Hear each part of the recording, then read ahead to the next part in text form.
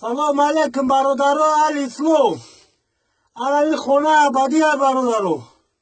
کوشش کنیم فقط برادرو را اگر ساتیم در خدمت پدر و مادر باشه. عاقبت همه اینجا خدا نصیب کنگی باشه. انشاءالله خداوند اگر که لایق بینه همینجا واسه میشه، اگر لایق نبینه هیچی نیستی برادر. خدمت پدر و مادر کن، دعای پدر کن، دعای پدر بگی. این دنیا دروزات، پول، مال، وظیفه، منصب همه سر دستای بمونه.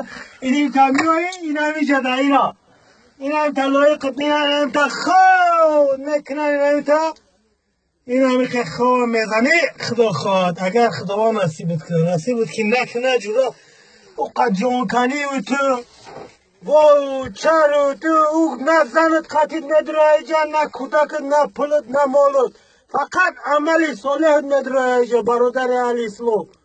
الله اکبر. خدایتا